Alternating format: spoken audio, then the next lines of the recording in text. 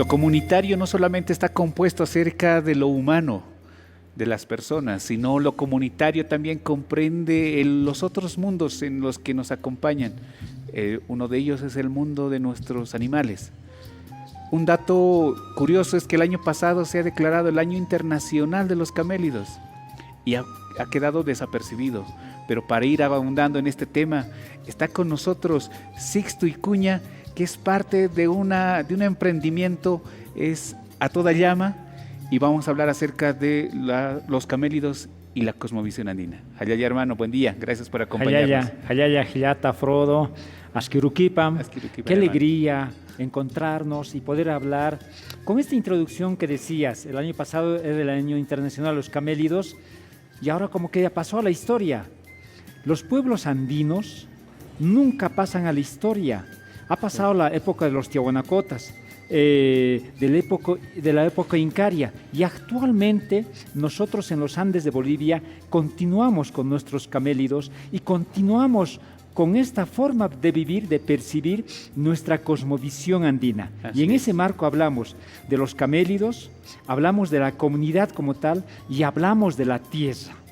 Para nosotros es importante hablar y hay un sentido de reciprocidad, hay un sentido de correspondencia y pues en términos más actuales se habla del Aini, ¿no? De cómo realmente nos podemos ir complementando, un concepto clave, importante, la complementariedad, pero no solamente entre humanos, no, la complementariedad de esta tríada que hablamos, la madre tierra, nosotros los seres humanos, la comunidad como tal, y por otro lado también nuestros camélidos como seres vivos existentes que no es un animal nada más, es un ser vivo igual que nosotros. Así es, parte de la comunidad, ¿no? Parte de la comunidad. Y, estimado Sixto, pareciese que solamente animales muy importantes como el cóndor son parte de la cultura ancestral de los pueblos andinos.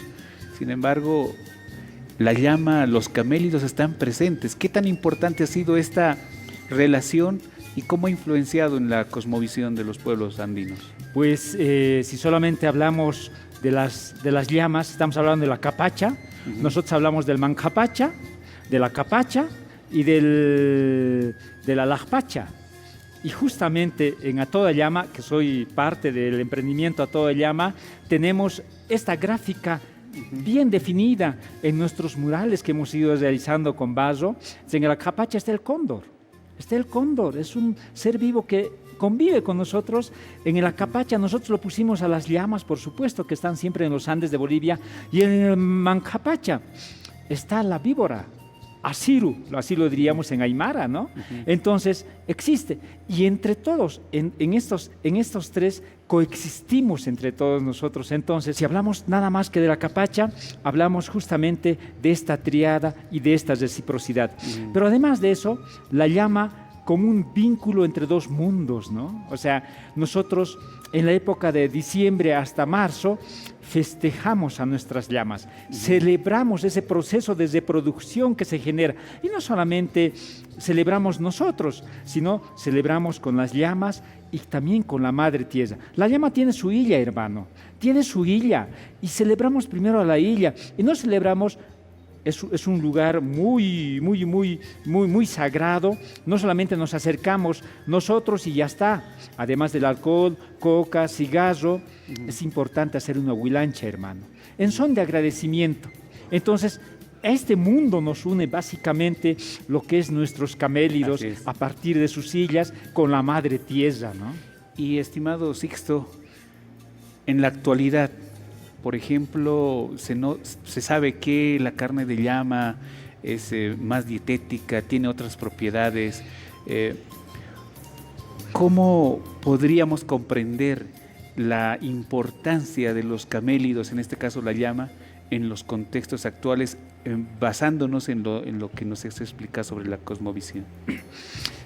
Mira, o sea, cuán genial es la madre tierra, la naturaleza. Antes, los camélidos, te soy sincero, eran reprochados, Sí, eran para los marginales, su carne al menos, ¿no ve? Eran para los marginales, era para los campesinos, eran para los indios. había el mito de que tenía mucha triquina, que Claro, no era comible. claro, y lamentablemente, actualmente, ese de concepto de triquina se sigue utilizando, cuando técnicamente se ha demostrado que no es triquina. Triquina lo tienen los cerditos, Así es. mientras los camélidos tienen la sarcocistiosis, que no es lo mismo que la triquina. La triquina mata, en cambio, la sarcocistiosis no genera nada de eso. Pero en ese marco, yo me acuerdo en la década del 70, mi padre contaba, decía, nosotros vivimos en Oruro, en las orillas del lago Popó, entraba el pescado normal, porque el SENASA controlaba para que entre a las ciudades, pero dentro del pescado, ¿cómo tantas culturas hemos permanecido? Porque nosotros estuvimos bajo la tierra, metidos ahí, metían las llamas, las casas de las llamas, debajo del pescado, ocultando, y no se podía comercializar. Pero quienes estaban en la ciudad eran los mismos migrantes del área rural, y para ellos, para las familias mismos llevaban. Y así hemos coexistido en este escenario, ¿no? Pero después de todo eso, llegan los procesos de investigación y nos cercioramos varios elementos, y entre ellos, que tiene mayor cantidad de proteínas, Ya. ¿no ve? Por un lado. Por otro lado, o sea, en carnes rojas, si hablamos, tiene el 24% de proteínas, mucho más lejos a comparación de las otras carnes. Así es. Por otro lado, si lo deshidratamos, esa carne roja, tiene 57% de proteínas. ¡Wow! Dices, Así pucha, es. tanto así. Pucha, es una de las Y mejores. estos datos que ahora recién están apareciendo en Sí. nuestros pueblos, si bien no lo desarrollaron así por punto, ya lo tenían consabido de que la carne, la llama, el camélido, era muy importante, y por eso también ha sido parte de la cosmovisión, ¿no? Todo, parece que el caminar del hombre andino está también a la par del camélido. Por supuesto que sí. Yo digo, caminamos con nuestras llamas justamente en esta linda tierra que nos ha dado de vivir, y eso es lo mejor, ¿no? Un datito más, me interesaría complementarte, además de que sea más nutritivo, es más saludable. Hoy sufrimos enfermedades a base del colesterol, y la carne de llama no tiene colesterol. Una cosa es la grasa y otra cosa es el colesterol. Puede tener grasita, pero no tiene colesterol. Entonces, oye, realmente es una Nuestros bendición de la Madre camélidos. Tierra. ¿Cómo poder? Y actualmente, Y estos datos influyen mucho, ¿no?, en la comprensión de las comunidades y de su relación, lo que tú decías, con la tierra, la cosmovisión, ¿no? eso es la cosmovisión para nosotros. Ujú. Eso es la cosmovisión. Y a la llama nosotros no lo tenemos estabulado como a los pollitos, como a los cerditos, no. Las llamas están en su hábitat natural, Caminando. comiendo pastos que Así tienen, que la Madre Tierra nos ha generado, ¿no? Así es. Entonces nosotros hablamos de tres conceptos claves.